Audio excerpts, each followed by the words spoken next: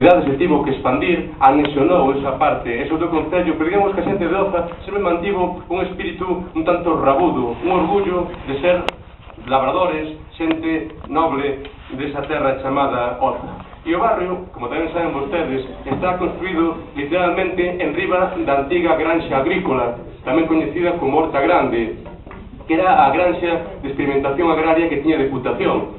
Hoxe en día esa granxa foi trasladada a Santiso Abegondo. Entón ali experimentábanse con novas plantas, produtos vegetais e novas especies e sobre todo conformaba un paseo maravilloso nas ribeiras do río de Monelos.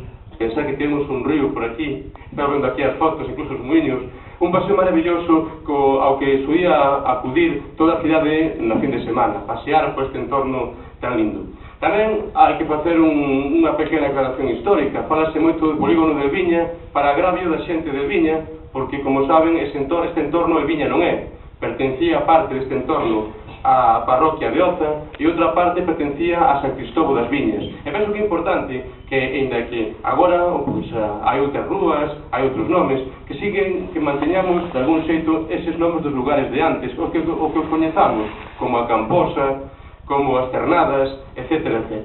Unha apoloxía do río de Monelos, porque a Coruña tivo o seu río.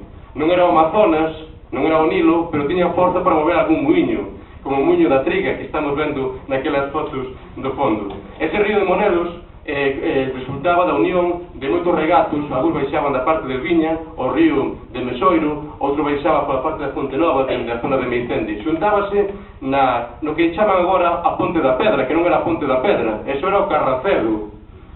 A Ponte da Pedra estaba máis ou menos á altura onde está agora a Leima, ou agora tamén, mellor dito, o Club Financiero, que é onde estaba a porta desa granxa agrícola. Ese río de Monelos cruzaba todo este val e servía de fronteira, de límite, entre o Concello da Coruña e o Concello de Oza.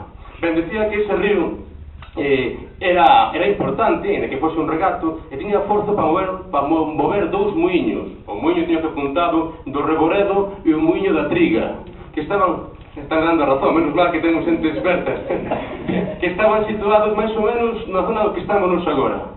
Tamén, cando chovía moito, ou subía moito o caudal, asolagábase toda esta zona, entón chamábanlle a Venecia Coruñesa, así en tono positivo. E aquí había unha tasquiña que chamaban o Pirulí, a tasca do Pirulí. Claro, cando subía un pouquiño o caudal, pois acudían a esa tasca, en fin, a xente amante do licor con tanta vehemencia como para ter que remangarse e mollar as canelas. A carón dos muiños do Reboredo e da Triga había unha pista de baile, a pista ideal. Imaginémonos, non? Que maravilla. Algúna de vostedes, polo que vexo, ao mellor gastou pista escoitando os satélites e os trovadores nesa maravilla. Teño que confesar a miña envexa. Nesta terra da Coruña, nesta terra das Mariñas, ese entorno abenzoado, nas ribeiras do río de Monelo, que tiñan guías, por certo, e que se pescaban con rosarios de miñocas. Pois nestas ribeiras do río de Monelos escoitar a música maravillosa do vento, dos satélites, dos trovadores, nesa pista de baile ideal. Logo o río continuaba e entraba na Horta das Monxes, que estaba paz, digamos, religiosa, onde medraban moito canas de bambú. É unha zona onde se irían pescar as sanguías. Temos que pensar as sanguías. Agora temos un río que xa non existe, simplemente está na memoria. Temos que pensar como as sanguías viñan dende alén do mar, dende o mar dos Sargazos, cruzaban todo o Atlántico, metíanse pola zona de San Diego, ascendían ata chegar a este entorno para que algún pescador cun rosario de miñocas a pescase, a levarse a tisola para gozalas intensamente. Logo o río se entraba nunha zona máis complicada, que era a zona da fundación de Solórzano e a Camsa, ata que desembocaba no areal de San Diego. Insisto, tiene zona de regate, pero foi río importante. O grande gaiteiro Pepito Temprano, dos Tempranos de Irís, ten un tío que foi fundador dese cuarteto de gaiteiros. Saben que ao principio do século XX as festas, as romerías, amenizaban só un gaiteiro e un tamboril. Pero chegou unha revolución pola parte de Soutelo de Montes. Foi o gaiteiro de Soutelo de Montes, xa saben a peza. E o gaiteiro de Soutelo, mal rayo de Dios lo mate, non quere tocar a gaita, se non lle dan chiculate. Ben, pois o gaiteiro de Soutelo... O gaiteiro de Soutelo, que era a revolución nos anos 20, que foi o cuarteto de de gaitas. Dúas gaitas, un bombo e un tamboril. E ao mesmo tempo, nese mesmo momento, tamén surdiu un pouco parecido pola parte de tribes, que eran os 30 de tribes. Chamabanlle os 30 porque eran tres, pero que tocaban como 30. E aquí, en a parte de Irís, pois, de Monelos, naceu un cuarteto no mesmo tempo que eran os tempranos de Irís. Do mesmo seguidor desa saga familiar, o grande Pepito Temprano, o grande gaiteiro. Ben, pois, un deses tempranos deu a volta ao mundo, no Juan Sebastián Elcano, e escribiu un libro que se chama Un gaiteiro en la vuelta al mundo. Entón, na fala da súa infancia, aquí nesta terra de Irís e de Oza, decía que por aí o que chama agora Barrio das Flores era zona moito de fresas zona de moita froita. E unha vez viñeron uns chavales da Coruña, estou falando dos anos 10, anos 20, dicía textualmente, viñeron unos pollos pera de merienda al río de Monelos, e un deles houbo caer no río, caeu no río e houbo afogar, e o seu avó salvouno de morrer afogado. Ese rapaz era Ausónsolo Linares Rivas, futuro alcalde da Coruña, e por ese salvamento o avó do tío de Pepito Temprano chegou a ter moitos privilexios no Concello da Coruña. Mirade se importante, pois, o río de Monelos. Tamén hai un dito aquí na cidade que din, cando unha persoa é moi rabuda, dinlle, ti pareces do Horto Peludo. Non me falte tal se tienes Horto Peludo, porque dixéronme que Horto Peludo existe, por estes outeiros, un pouco por enriba dos Belés, que había un señor que chamaba o Peludo, que era moi rabudo, e cando os rapaces iban roubar froita, pois, lanzaba pedradas e todo tipo de obxetos contundentes. De aí veo esa frase proverbial. E logo tamén, despois dese pasado de labradores, dese pasado vizoso, esta é unha terra de mariñeiros, evidentemente. Este é o barrio da Maruca, así chamado. O barrio, non é o barrio da Maruca. En fin, como ademais de pescar anguías, afortunadamente a Coruña ten pés de auga e as leiras da Coruña de verdade están no gran sol. Os barcos do mar de Irlanda que nos anos 20 pescaron nesas augas tan terribles e saben que por iso levamos tanto tempo arando nesas augas que agora nas cartas mariñas de Irlanda hai bancos pesqueiros que teñen nomes en galego. Ali está o mar das Galiñas, o mar do Candil, o mar da Pistola. Hai un mar en Irlanda que chaman o mar do Capitán e contaronme que o nome procede porque unha vez un patrón galego embarrou, isto é, enganchou nas redes o casco dun barco. Entón estuvo peleando, que dicía o patrón, estuvo peleando para levar o casco cara arriba, e finalmente, depois de moito pelear, saliu un submarino, porque o que era un submarino, e do submarino saliu o capitán e díxome, oiche só, tes lume, que se non aguanto máis sin fumar.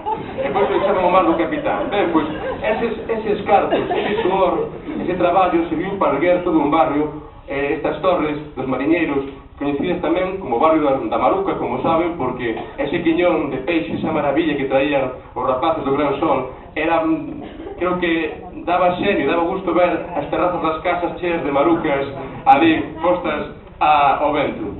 Hai un bar no noso barrio, en que son vindeiros, xa me considero, despois de falar 10 minutos sobre o barrio, hai un bar no noso barrio que se chaman Os Tabeirós. Está na rúa Goya Marchesi, pode ser? Sí. Os Tabeirós, que antes de ser bar, foi barco, claro, foi unha parella de barcos do Gran Sol, a un arrastreiro.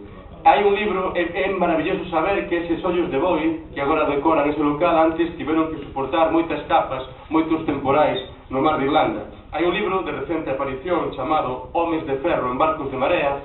Sí, estamos de Madeira, vostede participou nese libro? No, pero sabe mucho. Claro. E ali fala un señor que lle chaman Andrés dos Tabeirós, que este señor contaba, foi o seu patrón. Pois chegou aquí Pepito Temprano, o sabio do que estábamos falando, pasa Pepito, toma asento, por favor. Un aplauso para este representante desta familia tan importante.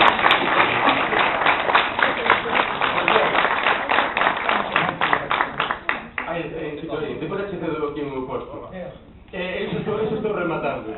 Andrés dos Tabeirós conta nese libro que é da parte de Marín, e antes de que os barcos traballasen con Soloi, traballamos con carbón.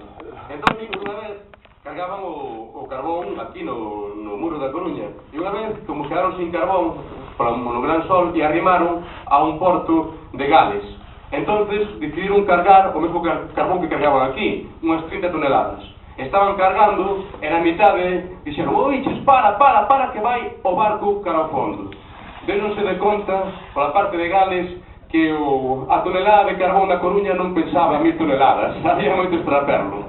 En fin, o que quero decir que, inda que un barrio que se chame en apariencia novo, está cargado de historias, de cousas bonitas, e a mellor historia son iso, as experiencias de cada un de nós, de cada un de vostedes, que insisto nestes 25 anos, sobre todo, compartiron ilusións, amizade e de seguro moito traballo para dotar de servicios a unha zona recén urbanizada. Xa para rematar un conto que Pepito coñece ben, pero que fala desa vehemencia, dese espírito rabudo, dese orgullo de ser de Oza. No ano 1848, a raíña Isabel II visitou a Coruña.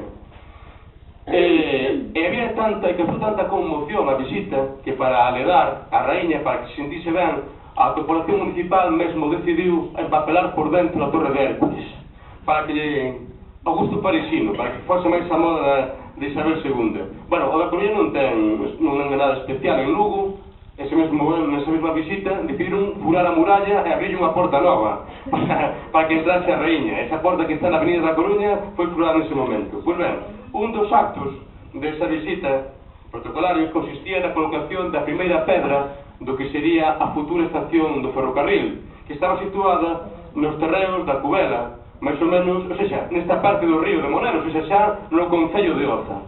Ben, chegou a Corporación Municipal Coruñesa, vestida de levita e chistera, segundo a moda parisina da época, chegou a comitiva real, con Isabel II, todo era pompa e esplendor, e de súpeto apareceu un vello cun bastón lanzando fungueirazos a eito, dicindo: fora dai, larpeiros da Coruña, a única autoridade municipal no concello de Oza é o alcalde de Oza, que son eu. E tantos fungueirazos mandou que o fillo da raíña, que era un recén de meses, o futuro Alfonso XII, comezou a chorar como un descosido. E só foi quen de facelo calar o crego de Monelos, que colleu no colo, que dixolle e foi quen de facer calar ao príncipe, e por ese detalle o crego de Monelos foi levado a Madrid como preceptor real. Por lo tanto, viva a xente de Monelos, viva este barrio tan fermoso, viva a xente tan poderosa, que continúa a música dos tempranos de Irís, que continúan as historias bonitas, e longa vida a esta asociación. Moitas gracias a todos, e teño a palabra a